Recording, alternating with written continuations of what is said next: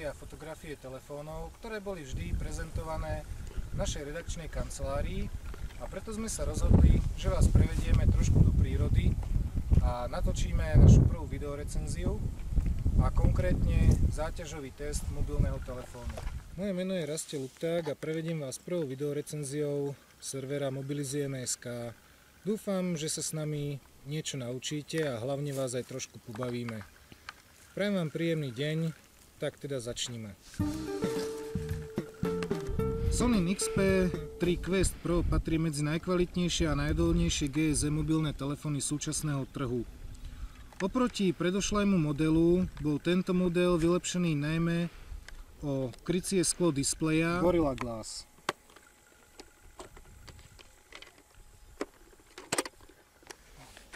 Nás zaujalo vyhotovenie škatule, v ktorej sa prístroj predáva, ale veľmi príjemne nás prekvapila aj bohatá výbava. Tak sa teda na ňu poďme pozrieť. No, máme tu samotné telo prístroja.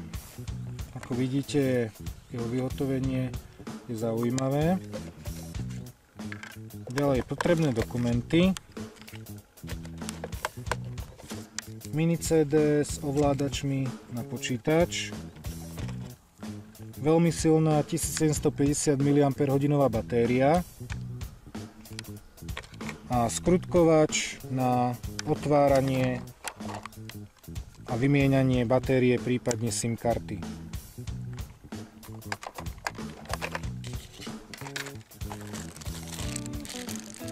Zdá sa, že sú pribalené aj kvalitné stereo sluchátka, respektíve handsfree.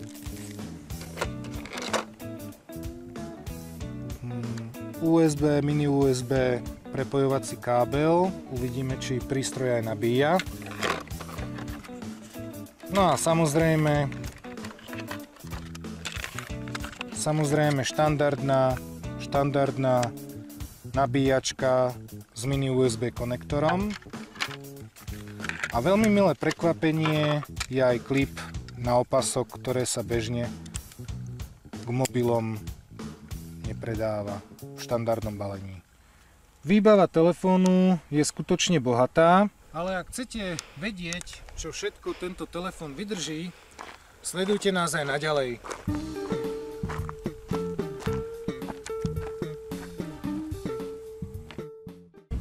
Ak ste si mysleli, že telefón je zaujímavý len svojou konštrukciou, mýlite sa. Jeho funkčná výbava je primeraná jeho triede. Displej je kvalitný, čitateľnosť displeja je výborná aj na priamom slnku. V klávesnici nemá absolútne žiadne výhrady, takisto je odolná a zdvih kláves je ideálny. Zadná stena ponúka 2-megapixelový fotoaparát s bleskom, ktorý je použiteľný hlavne ako svietidlo. Na bočných stenách vidíme hardwareové tlačidlá, samozrejme sú tu tlačidlá ovládanie hlasitosti, spúšť fotoaparátu a programovateľné tlačidlo, ktoré je od výroby nastavené ako vstup do telefónneho zoznamu.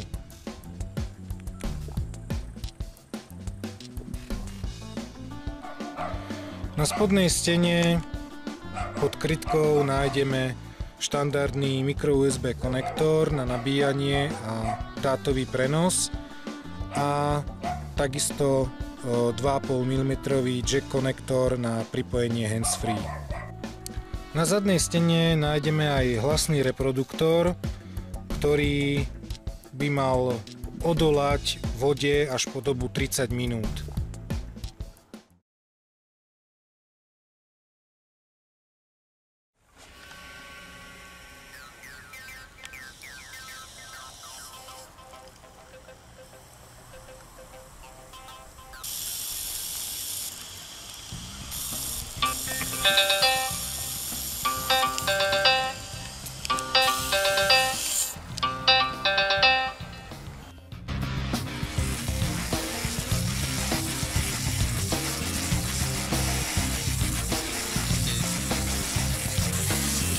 blossom on a field, banded by the autumn breeze. I feel so little in this world.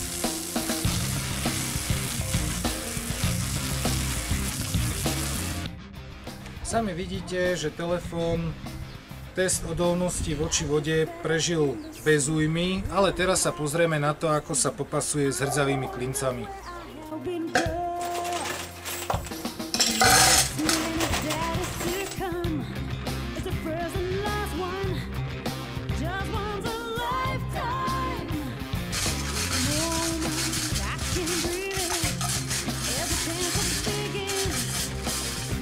No, som zvedavý, ako to dopadne. Telefón je trošku zaprášený, ale vidíte, že bez škrabancov.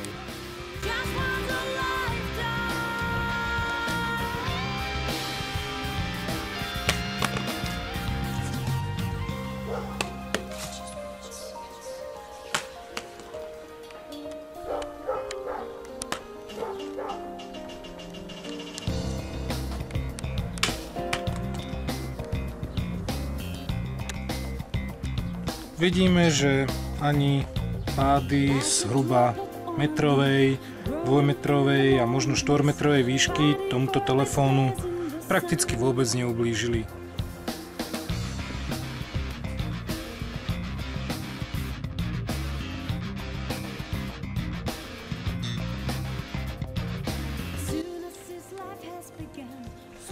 Takže tie ľahšie testy máme za sebou, mali sme tu pád z rôznej výšky, mali sme tu šejkovanie s klincami a teraz uvidíme, čo sa stane, keď nám telefón náhodne padne pri vystupovaní z auta z vrecka von a to auto ho, nedaj Bože, ešte aj prejde.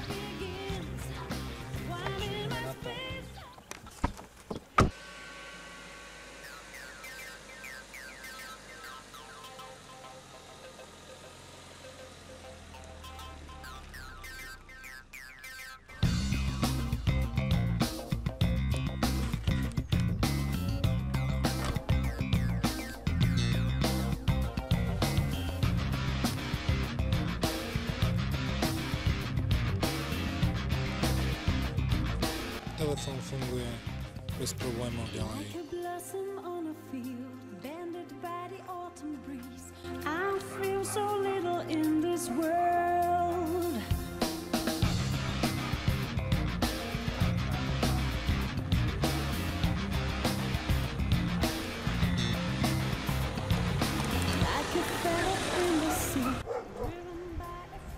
Telefón sme prešli osobným autom a opäť si môžeme všimnúť prakticky neporušenú konštrukciu, ale pri bližšom skúmaní si všimneme prasknutý fotoaparát, respektíve krycie skielko fotoaparátu.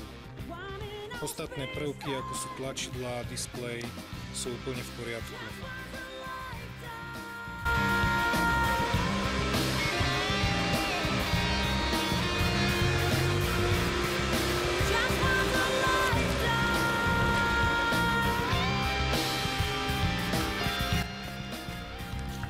Pozrieme sa na to. No. Telefón je vypnutý, neviem, či už sa vybila batéria. Myslím si, že áno, lebo telefón funguje ďalej.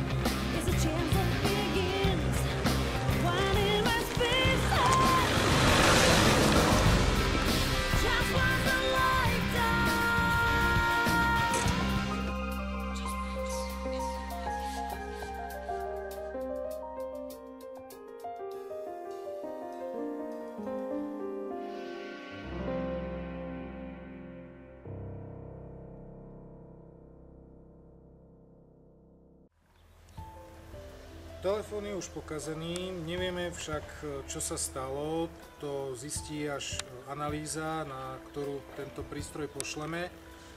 Nakoľko výrobca udáva extrémnu výdrž krycieho skla displeja, rozhodli sme sa podrobiť tento prístroj ešte jednému testu odolnosti, a to konkrétne odolnosti displeja voči nárazom. I hear a woman's cry. Can you feel the pain in their hearts?